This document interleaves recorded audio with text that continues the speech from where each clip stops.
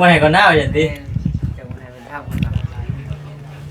ขุดกันเราถามมาซ้ำว่าใช่ชิน้อยใจไม่ใช่เนาะแสดงว่าโอ้ยกูจุ่มมันหายนั่นแหละจุ่มมันหายเป็นไรกินข้าวกินน้ำนะบ่แล้ว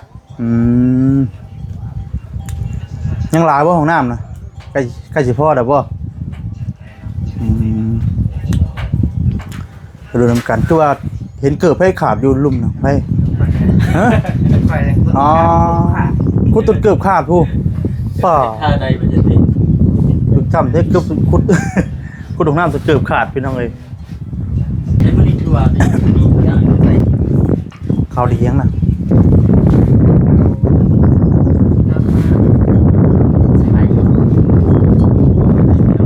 ไม่ได้ที่นอนมาจะไปทางไปโอ้ที่นอนใหม่นอนแล้วก็คือได้ยินกับข้าวว่ามีมุ้งมีอย่างผ้าห่มผืนนอน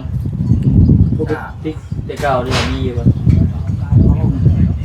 หมูสารหมูอิสระผ้าห่มปูเอาอาจารย์แต่เก่าเนาะตอนนี้ก็ไม่กลับมาไปที่ร้อยแล้วน้องพี่น้องเลยเนาะมีทางบานประตูงามๆพี่น้องเลยเนาะเจ้า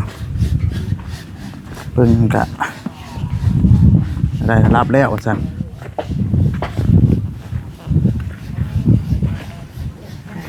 เจส่วน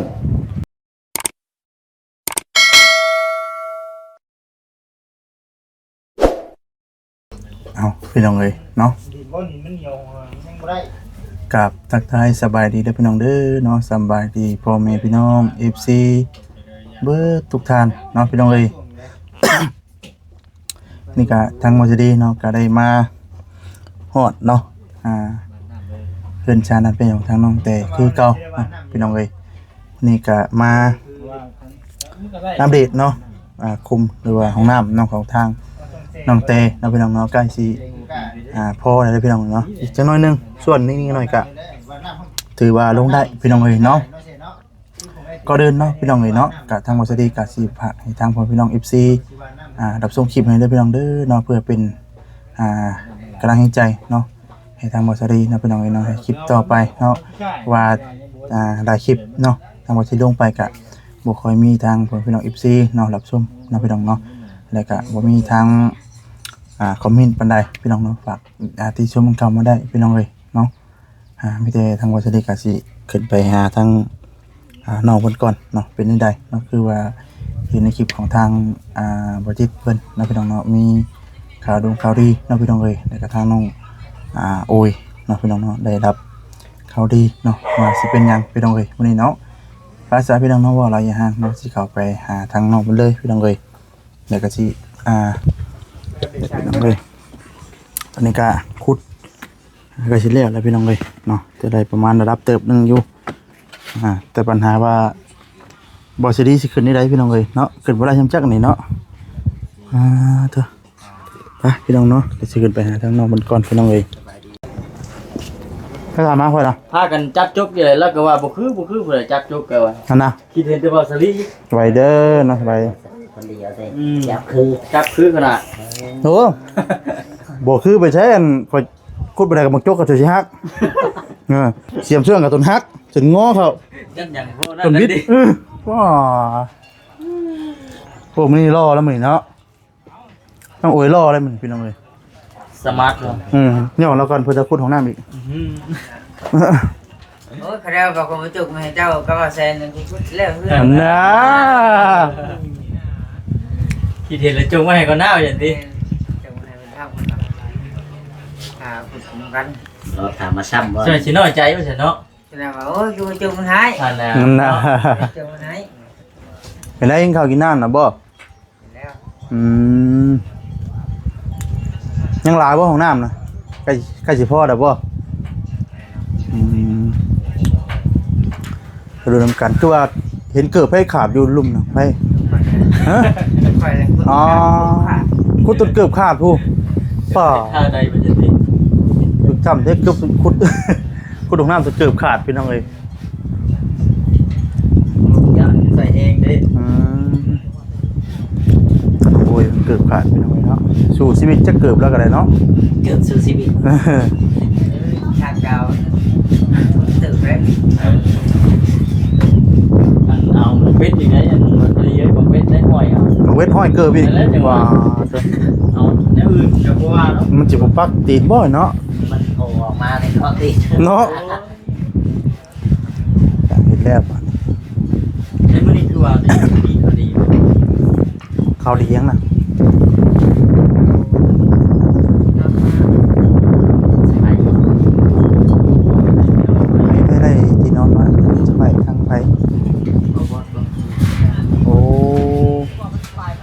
ที่นอนใหม่ ที่นอนแล้วก็คือได้ยินข่าวว่ามีมุ้งมีหยัง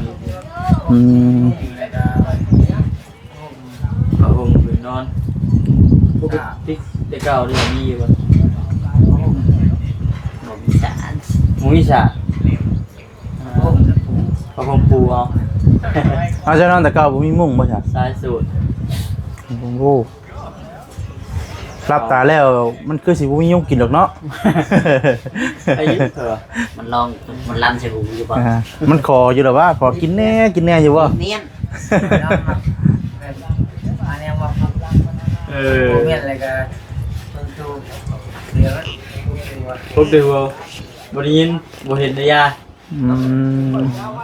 ไรก็นอนหลับตื่นไป โอ้ หลับเปิดคือก็วงไทยครับ เนาะสูงมันนั่นยุ่งยังขึ้นได้เยอะเนาะ ช่วงนี้น่ะมันฝนตกเนาะ แม่ ฝนตกเลยเริ่มมียุงมีหยังแล้วพี่น้องเอ้ยเนาะ มันก็จีเขาช่วงหน้าฝนเลย เจ้าไหนยุงมึงยาวก็แห้งเนาะ ตัวสมกับปั้นดิ ซาปกก็ดูเลือดก็ก้นหัวไปน้ำ เลือดซะเลยพี่น้องเอ้ยเนาะ ทั้งเพื่อนในทุกเที่ยวเพิ่นก็กำลังพี่น้องเนาะตั้งเสาขึ้น ไวเลยเนาะวันนี้ก็ไม่เบิด ได้แล้วบ่ ไปแล้ว ไปเลย ไปแล้ว เนาะเอากันนั่งเอาลงกัน ไม่ใช่นี่เนี่ยอันแนวฟังไว้ชานี่ มันเต็ม โอ้ เตะ เสียมาถูยังไงน่ะถูเพื่อน ดีบ่ ถูแป้นนี่บ่ สีดีมันบอกว่า อืม ออกเนาะ ฮะ ถูเลยก็ออกเพื่อนได้ ออกบ่ ออก เอ้ามันสิออกบ่บ่ครับ ถูเลยถูเลิกเงาออก ไม่ถูแต่ทีเดียวติแล้วมื้อนี้ก็มาเปลี่ยนมุมมองใหม่พี่น้องเนาะมื้อนั่งโอ้โรมกันมื้อนี้พี่น้องเลยเนาะเฮ็ดแต่เก่าเฮ็ดแต่ทางนอกบ่จับหมกจกหมกเสียมเนาะกุดตุ้ย บรรยากาศ แต่อีกจังน้อยก็บ่สิได้สิชวนไปขุดอยู่พี่น้อง เราอีกน้อย จังน้อยโอ้ร่วมกันก่อนพี่น้องเนาะคือว่าถามหาแต่ว่าจะดีแท้บ่ซั่นนะเป็นได้คิดฮอดบ่หรือว่าถ้าแบบมาคุดของหน้าน้ำกัน กระจกมันให้เจ้าแล้ว กินหอดกระเมน นึกว่าคิดฮอดนะเนาะ แล้วจังทำ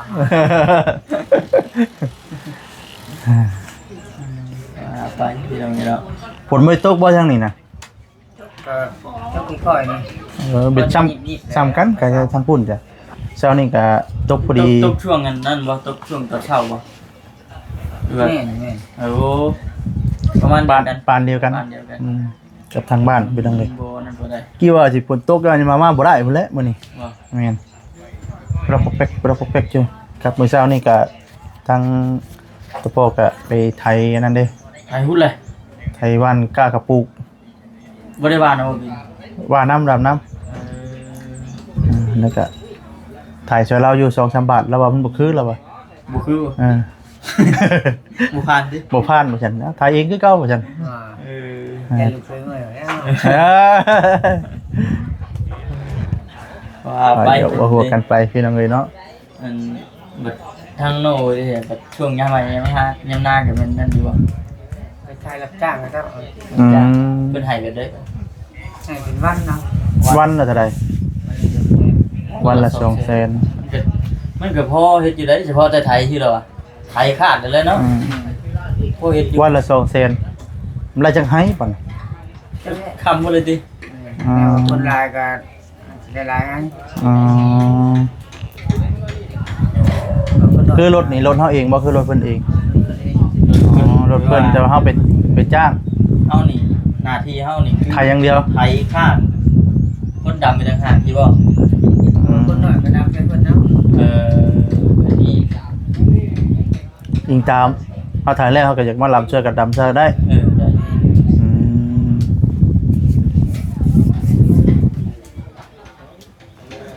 คนปลุกสามเพื่อนหลายอยู่เนาะทำกันเนาะ แม่โยพร้อมกันกับทางเพื่อนของทางตูเกียวทางนั้นขึ้นเลยพี่น้องเลย คุณลุง ำสร้างมีเฉพาะเลยได้เห็นเรื่องอะไรนั่นนะ ฮะ สร้างเองได้เรื่องอะไรนะ อันนั้นนะสร้างเลย เพิ่นมั่งเพื่อนหลังเก่าเพิ่นมาบ่ คนชื่อ ซื้ออ๋อซื้อแล้วมาปุ๊กอยู่ข้างนอกโอ้เจ้าฮู้จักเพิ่นอยู่บ่ เพื่อนสร้างบ่สร้างให้เพื่อน คือว่าเป็นของน้องของทางในบ้านเองแม่นบ่มีทางตูเกียวแล้วว่า บอกที่เติบนึงได้บนเขา ดีแล้วจังบ่เงียบต่อไปนี่ก็มีเฮือนบัดนี้โอ้ยคักสำบายบัดนี้เพื่อบ่แน่ภายภาคหน้าเพิ่นอาจจะมีร้านค้าเนาะบ่ต้องไปซื้อไก่อีกบัดนี้ ยางแวะไปนี่รถดิ ย่างเวไปนี่รถอยากกินน้ำก้อนเด้อฉันชื่อย่างไปชื่อมันต้องย่างไก่บัดเช้านี้มันแดดเนาะข้ามได้จุกได้บ่นี่พุดห้องน้ำบ่นี่ ยังบริคุด ยังบ่ได้ขุดบ่นี่ พากันแก้ไม่มากก็บอกคิดหนึ่งคอยเพิ่นคอยครับมา เป็นจังได เอาปูนชองกระสอบเลยเต็งไว้ไม่ เป็นจังไดคือว่าแกไม่แกหยังมา แก้ไม่อันนี้ที่มาไว้เห็ดของน้ มันไม่อันเฮ็ดโค้งมันนั่นบ่ ำไม่ โค้งของน้ำบ่ นั่นแหละโค้งหลังคามัน โดย แล้วก็ไม่หนา4 เมตร 12 4เมตร ไม่18นะหาโตไม่ไหน2เมตร6โต แกมาเองเลย โอ้ ครับมันบานประตูนี่ครับวงยืนนั่นแหละโอ้ยกั้นใจมายันมันกระเลิงงับ ก็เลยครับ ยกปูนสอบๆเลยเนาะให้แต่ว่าทางมันนั่นโอเคอยู่ ใครแต่ว่าบุกคนบ่เปื้อนแฮงเนาะ โอ้ยจีนให้ทางสั่งโอยไปรัดเอาทางคนเลยเป็นว่าเอารถไถไปแก้เอาดีกันนะให้เพิ่นมาส่งนี่มันเกิดกระเทือนได้ซั่นใหม่นี่เนาะ ไกลเตยบ่จะไปซื้อมา อ๋อตั้งแต่ทางไปกับทางเล็กซิปพุ่นใด คุณบ่คือพี่ พุ่นทางไปกับทางเล็กซิปพุ่น โอ้ ทางตัวที่ว่ามันมีทางมาอะไรกันทางเวกเขาเลยแต่ว่ามันอยู่ตัวหนาทางเวกเขาทางเล็กซิปมาเด้ นั่นแหละ อยู่ใช่ ว่าทางนี้มีบน คือว่าเพิ่นว่ามีอยู่ทั้งคุณเลยคุณมีอยู่ แต่ว่ามันเส้นเท่าไหร่ แต่ว่าจักว่าทางนี้มีอยู่หัว จังบ่ได้ไกลๆเนาะ ว่าไปเนาะ ทางน้องโอยเพิ่นก็มีข่าวดีเนาะ แม่ แต่ว่ามีได้รับเซอร์ไพรส์ที่นอนใหม่ๆนุ่มๆเนาะนอนรับอยู่บ่แรงนอนที่นอนใหม่ จังว่า โยยันบ่ลึกเนาะแต่ลึกแต่ที่นอนเก่า รับ เดี๋ยวเข้ากันนั้นดิ ยังรับเจ็ดแล้วที่ บัดกลางมุ้งบัดยุงบ่กัดบัดนี้คือบ่ลึกบ่ได้หาเนาะ ที่นอนใหม่เลยเด้อสร้างโอ้ยดื้อฝันเอาเลขเด็ดให้เด้อ เล่นเล็กไก่ก็เล่นไก่ก็มันชวนลงทุนไปเอาไก่มาต้มแล้วจอดมัน ฝันบ่บ่ได้ฝันบ่ บ่ได้ฝันเราเสื่อมไปเอาไก่มาต้ม แล้ แล้ว วไปออกเลขไก่ สิชวนไปเอายังซั่นมื้อนี้ ฝัน แบบลงทุนมาผูกแขนให้มันนั่นแบบพันหมดเลย ฝันว่า พัน เพื่อน เดี๋ยวไก่มาต้ม ผู้โดยสารเขาจะค่อยเดินผูกจอดหลุดไม่ดีพอปุ๊บย่างมาก ย่างจะได้เหนือพาย่างอยู่เดี๋ยวหาบอกคืนนี่ เดี๋ยวไปว่าตลาดออกเลขไก่ดิ ไก่แมลงนี่คืนนี้ฝันอยู่ว่าคืน เหนื่อยเลย นอนอยู่ลืมฝัน นอนรับผักกันเลย นอนหลับครับ ว่า คน ใน ยัง ที่นอนใหม่มันสิบ่เจ็บคักปานใดวะใช่ โอ้ยันแต่นอนบ่หลับพุ่นเด้มันก็เล่งคักแท้บ่ได้เนาะ นอนใหม่ พลิกไปทางใดก็นิ่มได้ก็นิ่มบัดนี้ เดี๋ยวมารับฉันแล้ว นอนบ่หลับเด้บ่ลื่นเด้บ่นอนตกว่าตกเก้าวันมันเปได้มันกิ้งไปแล้วมันลื่นเด้ว่ามัน เวลา ควร ไป ไป ซิ ซิ น น บุรินไปได้ใช่ หัวบ่ เราไม่ได้ห่วง พระนี่มันบ่เข้าบ่ตายนอนเดียว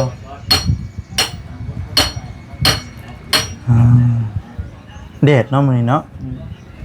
คื ถ้ามันคนของน้ำก็คือว่าอะไรคือแหละช่วงค่อยๆคำน้ำแรงน้อยนึงแดดอ่อนๆพี่น้องเอ้ยเนาะจังสิขุดได้ว่าแดดใดก็โอ้บ่ไหว เป็นที่ว่าอะไรกันมันเละเลยของนั้นมีแต่ส่วนขึ้นอย่างเดียว ส่วนบ่ ส่วนดินที่ว่า ขุดนั่นได้แล้วบ่ ได้แล้ว เอา สอบแซมตัว ที่ซ่อมข้างมันแล้วก็พากันเอาต่อลง พอลง เตรียมไว้ น้องโอยส่วนใส่แขนทั้งสองข้างว่า เอาอีกบ่กี่มื้อนี่ได้เจอชาๆบ่กะมาเด้อนี่เนาะเพิ่มวันอาทิตย์วันอาทิตย์กับวันจันทร์ประมาณนี้พี่น้องเนาะเพราะว่าเพิ่นกับค่าภารกิจทางสร้างเพิ่นก็ได้เนาะเพิ่นไปขอลูกไผ่ เจ้าหน้าประเทศ ใช่ โอ้โหเนาะที่เราเห็นจ้ะ ได้หรอกเพิ่นสร้างหลายคนสร้างทีมงานเพิ่นสร้างหลายคนทั้งสร้างแก้วพี่น้องเอ้ยเนาะผู้นั้นก็มีแต่คนเป็นเบิดนะกแล้วก็บ่เกิน2มื้อ3มื้อก็แล้วแล้วมีแต่หยุ่มน้ำไว้ใส่แล้วแหละ ไว้ทาอาบ เกียมไว้ดิ เกี่ยมไว้อาบแล้วคือถือว่าทุกวันนี้อาบอยู่ใช้น้ำเนี่ยน้ำก๊อกนี่บ่เด็กก็มีมองบังมองหยังแล้วบัดนี้เนาะ แม่นแหละ คือว่าแล้วเฮาผู้หญิงผู้ชายนี่ธรรมดาอยู่เด้ ธรรมดาอยู่ แต่ผู้หญิงนี่ที่เนาะ รับตาไว้บ่ รับตาพ่อ รับตาอะไรก็อันนั้น มันจะไม่เห็นบ่เห็นไปอีก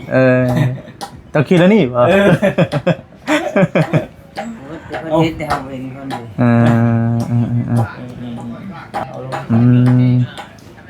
เอาไว้เนาะเฮ้ยคือมีเท่านี้บ่อนถึงทีมงานมาเมื่อนี้นะมีคนมาหลายว่าซั่น นี่แหละ ทั้งบ่เอ็นบ่นั่นเพิ่นบ่ได้มาบ่เมื่อใด รอบแรกที่เขามา โอ้โดย รอบแรกเขามาใหม่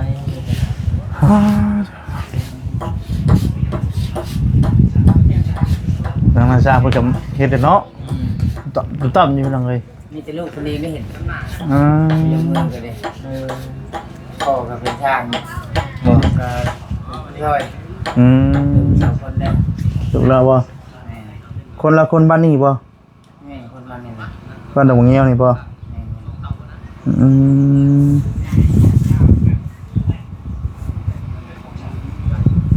แต่ว่าอยู่ได้พี่น้องเนาะเป็นตู้แก้ว เจ้าที่เรา เราไปอยู่บ่เราไปใส่ ถ้าหลานไม่เยี่ยมแถว พาทิ้งไปเยี่ยมพ่อ เยี่ยมพ่อก ระทิงไปเยี่ยมพ่ออืม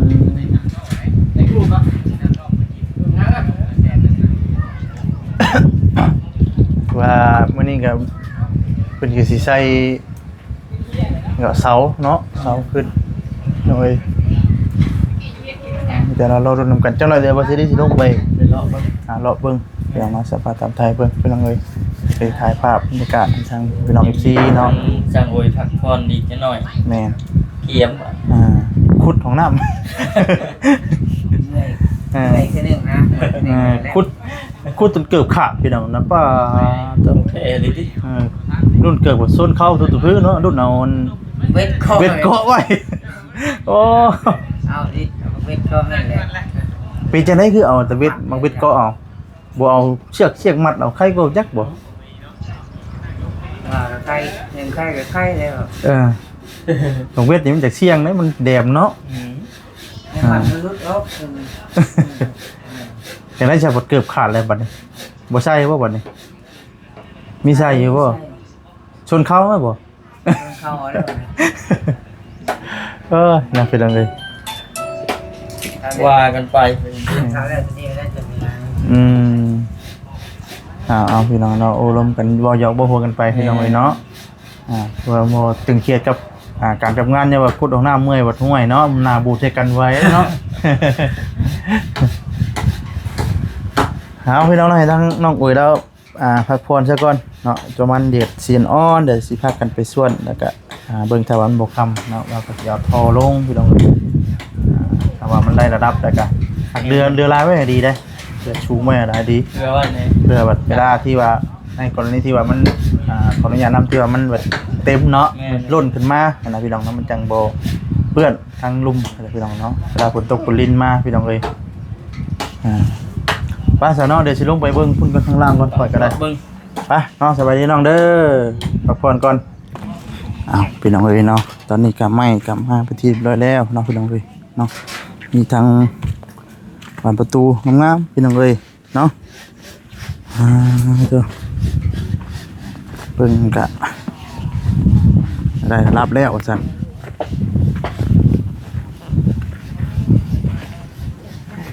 เจส่วนขึ้นนี่ก็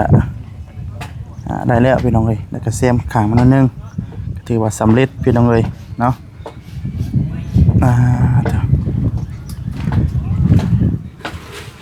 ปลูกทางสร้างเพิ่นก็เฮ็ดอยู่พี่น้องเอ้ยเนาะถ้าใจพี่น้องเนาะทางบ่สิได้ก็สิได้ขอจบคลิปซะก่อนเนาะถ้าประกันได้เนาะขอโทษขออภัยด้วยพี่น้องเด้อเนาะคำว่าขับจาทางบ่สวัสดีเนาะขอบุญมนต์ถูกเนาะขอโทษขออภัยนำเนาะลำลาไปก่อนแล้วจุดีมีแฮงเบิดทุกท่านทุกคนพี่น้องเนาะสำบายดีพี่น้องเอ้ย